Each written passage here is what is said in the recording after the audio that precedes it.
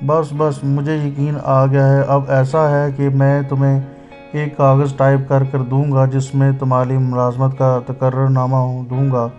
تم دونوں اسے اپنے ساتھ رکھ کر اپنے طور پر کل یہاں سے انڈمان کے لیے روانہ ہو جاؤ گے۔ میں تم سے پہلے وہاں پہنچ چکا ہوں گا۔ تم پورٹ بلیئر کی بندرگاہ پر یہ تقرر نامہ دکھاؤ گے۔ میرے پورٹ بلیئر والے آفس پہنچ کر وہاں کام شروع کر دو گے۔ تمہاری رہائش کے لیے میں تمہیں ایک ایسا کوارٹر دوں گا جو بھارت کی مہا شکتی فیکٹری سے زیادہ دور نہیں، درمیان میں صرف ایک جنگل بڑھتا ہے۔ تم وہاں آفس میں کسی کو اپنا دوست نہیں بناؤ گے اور اپنے کام سے غرض رکھو گے، کسی سے زیادہ بات چیت نہیں کرو گے۔ اور اگر تم سے کوئی پوچھے گا کہ انڈیا جیسا ماڈرن ملک چھوڑ کر تم کالے پانی کیوں آ گئے ہو، تو تم یہی کہو گے کہ ہم کالے پانی کی سیاحت کرنا چاہتے تھے اور ہمارے پاس پیسے نہیں تھے، اس لیے یہی ایک طریقہ تھا کہ یہاں کسی جگہ چھوٹی موٹی نوکری مل جائے اور ہم 1-2 مہینے یہاں کی سیاحت کر کے انڈیا واپس چلے جائیں۔ تم اپنے آپ کو امبالہ وغیرہ کے مسلمان ظاہر کرو گے۔ امبالہ والے جو اردو بولتے ہیں ان میں پنجابی کے لفظ بھی ہوتے ہیں، اور تمہیں وہاں ہر قسم کا اسلحہ خفیہ طور پر مل جائے گا۔ وہاں سوائے میرے اور تمہارا کوئی اس کام میں رازدار نہیں ہوگا، اور اپنا مشن مکمل کرنے کے فوراً بعد تم انڈمان سے نکل جاؤ گے۔ اگر تمہیں کچھ پوچھنا ہو یا تمہیں کوئی اعتراض ہو تو بتا دو۔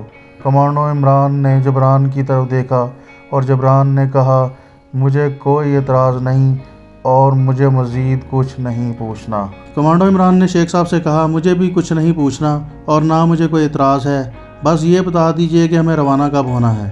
شیخ صاحب نے کہا، بھارت ایٹمی پاور بن چکا ہے اور انڈمان والی فیکٹری میں ایٹم بم چلانے والے مواد پر بڑے زور و شور سے کام جاری ہے۔ بھارت کے سارے عزائم پاکستان اور دوسرے چھوٹے مسلم ممالک کے خلاف ہیں۔ ان کے ناپاک منصوبوں میں بھارت کی اسرائیل پوری مدد کر رہا ہے۔ اگر تم لوگ اس فیکٹری کو تباہ کرنے میں کامیاب ہو گئے تو یہ عالم اسلام کی سلامتی کے لیے بہت بڑا کارنامہ ہوگا۔ کمانڈو عمران نے کہا، ہم یہی عزم لے کر تو وہاں جا رہے ہیں، انشاءاللہ ہم اپنے مشن میں ضرور کامیاب ہوں گے۔ شیخ صاحب نے بولا، اللہ آپ کا حامی و ناصر ہو۔ اب صورتحال یہ ہے کہ میں 2 دن کے بعد یہاں سے انڈمان جا رہا ہوں، کیونکہ وہاں یہی 2-1 مہینے بارشوں کے بغیر ہوتے ہیں اور انہی میں جنگل کی کٹائی کا کام ہوتا ہے۔ تم لوگ 2 دن کے بعد یہاں سے روانہ ہو جاؤ گے۔ پہلے یہاں سے کلکتے جاؤ گے، وہاں سے تم انڈمان جانے والے بحری جہاز مل جائے گا، ٹکٹ بھی وہیں جہاز کی کمپنی والے دے دیں گے۔ آج کل تیز رفتار جہاز چلتے ہیں، اس موسم میں خلیج بنگال کا سمندر طوفان میں نہیں ہوتا۔ تم اگر صبح کے وقت کلکتے سے روانہ ہوگے تو 2 دن بعد وہ تمہیں انڈمان اتار دے گا۔ جہاز انڈمان کی سب سے بڑی بندرگاہ اور سب سے بڑے جزیرے پورٹ بلیئر پر لنگر انداز ہوگا۔ میں تمہیں جو تقرر نامہ دوں گا اس میں میرے آفس کا ایڈریس لکھا ہوگا۔ پورٹ بلیئر میں ٹیکسی رکشے عام جاتے ہیں، تم آسانی سے آفس پہنچ جاؤ گے۔ اس کے بعد تم جو کچھ کرنا وہ اپنے حساب سے کرنا۔ اس کے بعد تمہیں جو کچھ کرنا ہے وہ میں تمہیں بتا دوں گا۔ اس کے بعد شیخ صاحب نے شیروانی کی جیب میں سے ہاتھ ڈال کر بٹوا نکالا اور اس میں سے 100 کے 10 نوٹ نکال کر عمران کو دے دیے اور کہا، یہ تمہارے سفر کے ضروری اخراجات ہیں، ان میں سے تم اپنے لیے نئے کپڑے بھی خرید لینا۔ جزیرے پر زیادہ تر بابو لوگ ٹھنڈی پینٹ پتلون ہی پہنتے ہیں کیونکہ وہاں کا موسم خوشگوار ہوتا ہے، سردی بالکل نہیں ہوتی۔ پھر کہنے لگے، تمہاری ملازمت کے کاغذات میں کل حاجی صاحب کو پہنچا دوں گا۔ اس طویل ملاقات کے بعد حاجی صاحب، کمانڈو عمران اور کمانڈو جبران شیخ صاحب سے ہاتھ ملا کر واپس چلے گئے۔ راستے میں حاجی صاحب نے کہا، شیخ صاحب بڑے دلیر مرد مجاہد، لیکن تمہیں اپنے عہد پر قائم رہنا چاہیے۔ اگر خدا نخواستہ ایسی صورتحال پیدا ہو گئی کہ تم پکڑے گئے تو شیخ صاحب کے بارے میں ایک لفظ بھی زبان سے نہ نکالنا، یہی کہنا کہ تم لوگ اپنے طور پر انڈمان آئے تھے اور چونکہ وہاں رہنے کے لیے کسی جگہ تھوڑی بہت نوکری کرنے کی ضرورت تھی، اس لیے تم نے شیخ صاحب کے دفتر میں نوکری کر لی۔ کمانڈو عمران نے کہا حاجی صاحب اس طرف سے آپ بالکل بے فکر ہو جائیں، ہماری زبان پر اذیت ناک سے اذیت ناک لمحات میں بھی شیخ صاحب کا نام نہیں آئے گا۔ حاجی صاحب کہنے لگے میں سمجھتا ہوں کہ تم لوگ 2 دن میرے ہوٹل میں ہی قیام کر لینا، اوپر والی منزل والے ایک کمرے میں خالی ہے، وہاں رہ لو، کل شیخ صاحب کی طرف سے تمہارے کاغذات آ جائیں گے، 2 دن بعد چھوڑ کر تمہیں یہاں سے کلکتے روانہ ہو جانا ہے۔ حاجی صاحب نے عمران اور جبران کو کلکتے کی ایک مشہور اسٹیم شپ کمپنی کا نام اور پتہ بھی بتا دیا اور کہا ان کا دفتر کرزن اسٹریٹ میں ہے، وہاں تمہیں جہاز کا ٹکٹ بھی مل جائے گا اور یہ بھی معلوم ہو جائے گا کہ جہاز کس روز جاتا ہے۔ میرا خیال ہے کہ کلکتے سے انڈمان ہفتے میں 4 مرتبہ جہاز جاتا ہے، بہرحال یہ تمہیں وہاں پہنچ کر معلوم ہو جائے گا۔ کمانڈو عمران اور جبران نے حاجی صاحب کے ہوٹل کی دوسری منزل والے کمرے میں ڈیرے جما لیے۔ 2 دن کے بعد وہ باہر نکلے۔ شام کے وقت وہ صرف ایک مارکیٹ میں گئے اور اپنے لیے 2 پتلون اور 2 قمیضیں اور دوسری اشیاء خرید کر الگ الگ سوٹ کیس لے کر واپس آ گئے۔ دوسرے روز شیخ صاحب کی طرف سے انہیں ملازمت کے کاغذات بھی مل گئے۔ یہ لفافے میں بند ایک سادہ کاغذ تھا۔ شیخ صاحب نے اپنے آفس پیڈ کو استعمال نہیں کیا تھا، اس پر ٹائپ کیا تھا کہ عمران اور جبران کو آفس میں بطور منشی اور کیئر ٹیکر کی محدود مدت کے لیے ملازمت میں رکھا جا رہا ہے۔ خط کمپنی کے مینیجر کی طرف سے تھا، نیچے مینیجر کے دستخط تھے جو پڑھے نہیں جاتے تھے۔ صاف لگ رہا تھا کہ یہ اس بات کا اہتمام کیا گیا ہے کہ دستخط پڑھے نہ جائیں۔ عمران اور جبران نے اپنا اپنا لفافہ سوٹ کیس میں سنبھال کر رکھ لیا۔ اس کے بعد ایک دن چھوڑ کر یعنی تیسرے دن انہوں نے حاجی صاحب سے اجازت لی اور کلکتے کی طرف روانہ ہو گئے۔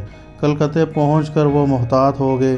اسی دوران عمران نے صرف اتنا کیا کہ شیو بڑھا لی تھی تاکہ وہاں کوئی اسے شناخت نہ کر سکے، کیونکہ کچھ دن پہلے وہ چندرپور کے ایمونیشن ڈپو کو جو جھٹکا دے کر آیا تھا اس کی وجہ سے پولیس اس کی تلاش کر رہی تھی۔ کلکتے کے اسٹیشن سے نکلتے ہی انہیں ایک ٹیکسی مل گئی اور وہ شہر کے کنجان آباد علاقے میں کلکتے اسٹیشن سے نکلتے ہی انہیں ٹیکسی مل گئی اور وہ شہر کے کنجان آباد علاقے میں آ کر ایک درمیانے درجے کے ہوٹل میں ایک کمرہ لے لیا۔ عمران تو ہوٹل کے کمرے میں ہی رہا۔ اس نے جبران کی ڈیوٹی لگا دی کہ وہ جہاز ران کمپنی کے آفس میں جا کر ٹکٹ خریدے اور یہ بھی معلوم کرے کہ جہاز کس روز انڈمان جا رہا ہے۔ جبران کو وہاں کوئی نہیں جانتا تھا۔ وہ دن کے 10 بجے گیا اور 2 بجے واپس آ گیا۔ اس کے پاس کلکتے سے انڈمان کے جہاز کے 2 ٹکٹ تھے جو 3rd کلاس کے ٹکٹ تھے۔ اس نے کہا اندرا نام کا جہاز کل صبح کلکتے کی بندرگاہ سے روانہ ہوگا، اس کا ٹائم صبح 8 بجے ہے، ہمیں صبح 6 بجے بندرگاہ پہنچنا پڑے گا کیونکہ وہاں ہمارا ڈاکٹری معائنہ بھی ہوگا اور انجیکشن وغیرہ بھی لگائے جائیں گے۔ وہ رات کو جلدی سو گئے، صبح 5 بجے اٹھے، نہا دھو کر تیار ہوئے اور تھوڑی دیر بہت ناشتے کے بعد انہوں نے ٹیکسی لی اور کلکتے کی بندرگاہ خضرپور جیٹی کی طرف روانہ ہو گئے۔ وہ 5:45 بجے بندرگاہ پہنچ گئے تھے۔ ٹکٹ دکھا کر بندرگاہ کی عمارت میں داخل ہوئے۔ وہاں ایک ہال کمرے میں انڈمان جانے والے دوسرے مسافر بھی موجود تھے۔ باری آنے پر عمران اور جبران کا میڈیکل ٹیسٹ ہوا اور انہیں 2 انجیکشن لگائے گئے۔ اس کام سے فارغ ہو کر وہ بندرگاہ کے بڑے ہال نما کمرے میں جا کر بیٹھ گئے۔ وہاں اور بھی مسافر بیٹھے ہوئے تھے، ان میں سکھ حضرات بھی تھے اور پورب کے رہنے والے مزدور لوگ بھی تھے۔ چند ایک ماڑوی اور گجراتی کاروباری بھی نظر آ رہے تھے۔ عورت اور بچے بھی ان کے مسافر تھے۔ ٹھیک 7:30 بجے اعلان ہو گیا کہ انڈمان جانے والا مسافر جہاز سواری کے لیے تیار ہے۔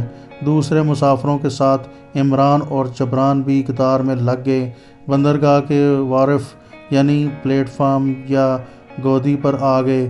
یہاں ایک کافی بڑا 2 منزلہ جہاز لنگر انداز تھا اور جو 3rd کلاس والے یہاں ایک کافی بڑا 2 منزلہ جہاز لنگر ڈالے کھڑا تھا۔ 3rd کلاس اور 1st کلاس کے عرصوں کی سیڑھیاں لگی ہوئی تھی۔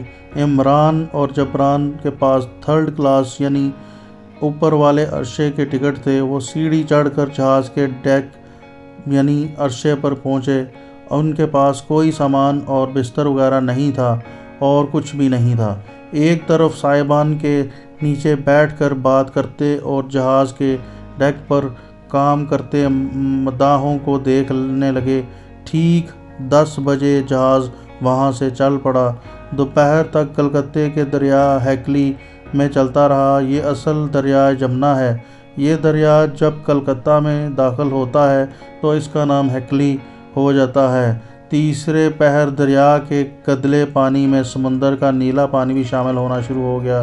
دریا کا پاٹ آہستہ آہستہ چوڑا ہوتا گیا۔ آخر ایک وقت پر دریا کے دونوں کنارے نگاہوں سے اوجھل ہو گئے۔ شام کے وقت جہاز سمندر میں آ گیا۔ یہ خلیج بنگال کا سمندر تھا جس کے پانی کا رنگ بالکل کوئلے کی طرح سیاہ تھا۔ اس وجہ سے اس کا نام کالا پانی پڑ گیا تھا۔ ساری رات جہاز سمندر میں سفر کرتا رہا۔ انہیں بتایا گیا تھا کہ جہاز دوسرے دن صبح کو انڈمان پہنچے گا، لیکن جہاز دوسرے روز دوپہر کے بعد انڈمان پہنچا۔ دور سے ہی جزیرے کے کالے کالے پہاڑ نظر آنا شروع ہو گئے تھے۔ انڈمان کے جزیرے بنگال کے جنوب میں اور بھارت کے مشرقی ساحل سے دور خلیج بنگال میں واقع ہے۔ ان کی ایک جانب خلیج بنگال کا سمندر ہے اور مشرق کی جانب بحر انڈمان ہے۔ رنگون یہاں سے 300 میل شمال مشرق میں ہے اور مدراس 800 میل مغرب میں ہے۔ کالا پانی یعنی جزیرہ انڈمان نکوبار کے ساتھ جنگ آزادی کی بہت سی سنسنی خیز کہانیاں وابستہ ہیں۔ وہاں جنگ آزادی کے کئی مجاہدین اللہ کو پیارے ہوئے اور انہیں وہیں دفن کر دیا گیا۔ ان جزیروں میں جنگ آزادی کے دوران اللہ اکبر کے نعرے گونجتے تھے۔ 1973 میں انڈیا کا گورنر جنرل لارڈ میو، جس کے نام پر میو ہاسپٹل بھی ہے، جزیرہ انڈمان کے دورے پر آیا۔ ایک افریدی پٹھان شیر علی نے چھڑی سے اس کا کام تمام کر دیا۔ شیر علی پکڑا گیا۔ اس سے پوچھا گیا کہ اس نے گورنر جنرل کو کیوں قتل کیا ہے۔ شیر علی نے کہا، میں نے اسے اللہ کے حکم سے قتل کیا ہے۔ شیر علی کو پھانسی ہو گئی۔ اس نے تختہ دار پر کھڑے ہو کر مسلمانوں سے مخاطب ہو کر کہا، بھائیو، میں نے دشمن اسلام کو قتل کر ڈالا ہے۔ گواہ رہنا میں مسلمان ہوں اور اپنا فرض ادا کر کے مر رہا ہوں۔ اس نے بلند آواز کلمہ شریف پڑھا اور لٹک گیا۔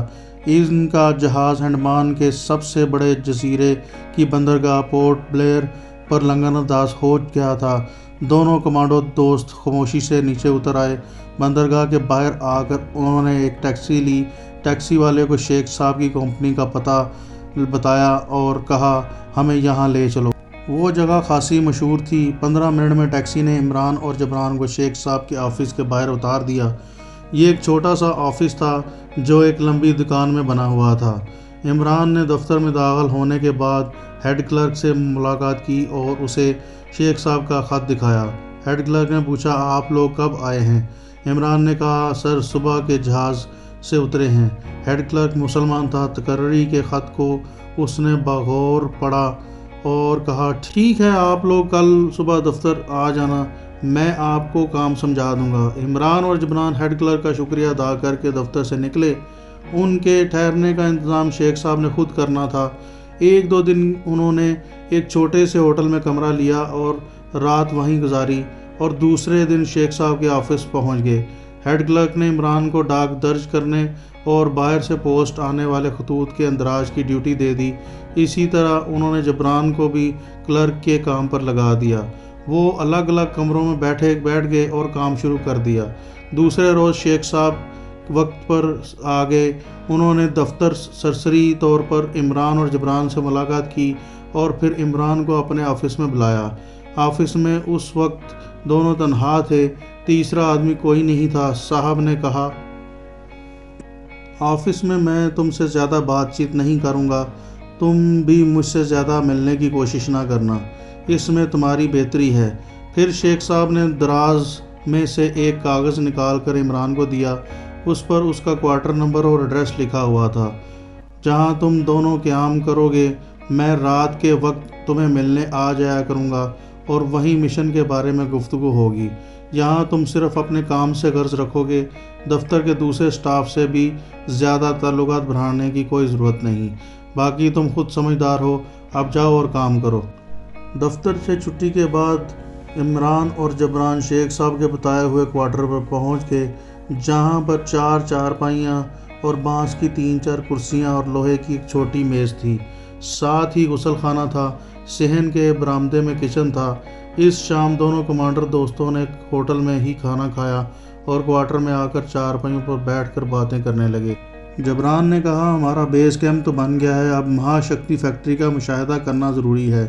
इमरान बोला, इस बारे में शेख साहब ही हमारी रहनुमाई कर सकते हैं। रात 11 बजे के करीब शेख साहब वहां पहुंच गए और शेख साहब ने बड़े मुस्कुराते हुए पूछा, अंडमान कैसा लगा तुम्हें?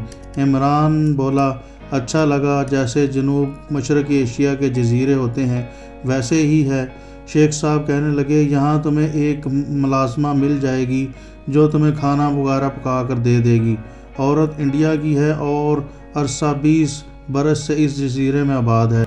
उदेर उम्र है और मराठी ज़ुबान उसकी मादरी ज़ुबान है। मुसलमान है, कम बोलती है, यही उसकी सबसे बड़ी खूबी है। इधर उधर की बातों के बाद कमांडो इमरान और कमांडो जबरान ने कहा, शेख साहब, क्या ऐसा हो सकता है कि हम भारत के महाशक्ति एटॉमिक फैक्ट्री का एक नज़र मुशाहिदा कर लें? शेख साहब खामोश हो गए, फिर कहने लगे, मैं जानता हूँ तुम्हारे लिए फैक्ट्री के गिरदोनवा का मुशाहिदा करना बहुत ज़रूरी है।